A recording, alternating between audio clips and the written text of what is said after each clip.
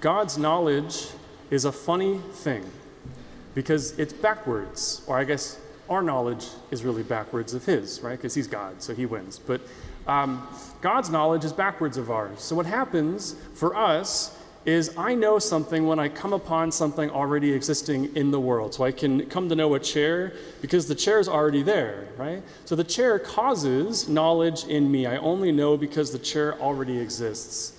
But God's knowledge is backwards. The chair exists because God knows it. God's knowledge and will of the chair makes the chair be what it is, right? So God's knowledge is backwards of ours. The chair causes me to know it. God's knowledge causes the chair to be. It's totally backwards, right? And so God's knowledge brings things into being. Nothing would exist if God didn't know it. And so the reason that God, as Jesus says in our Gospels, knows all the hairs of our head is because he made them, right? The only reason they exist is because he knows them. So he says, even the hairs of your head have all been counted. Do not be afraid.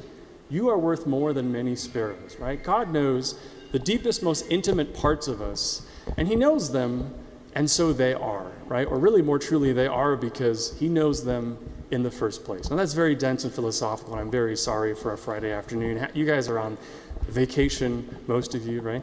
But I think the idea of God's knowledge is really pivotal.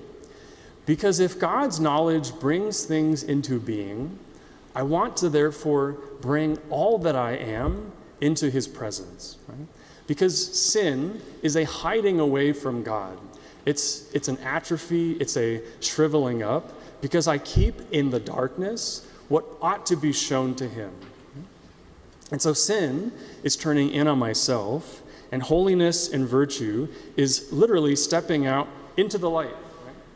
So that God can see all that I am and all that I have, and by seeing me and knowing me, right, he brings me into greater being. So I enter into a life of holiness, I receive God's grace, I receive everything that I need to follow the Lord in this life as I bring all that I have to him. And this is tremendously difficult. We're all very bad at doing this, right? We all hate stepping into the light. We like shielding ourselves from the light when it's really bright, because it's not very pleasant. Yeah, thank you. It's a very hot sun, by the way. I'm very sorry. But the way that I let the Lord heal me and restore my life, right, is to let him know all that I am, all that I'm ashamed of, right? All my sins, all my brokenness, all my history. And the more that I can bring it to him, let him know it, let him love it, and let him call all that I'm meant to be into being, the more I am free. Right? That God's knowledge restores me and brings me to life.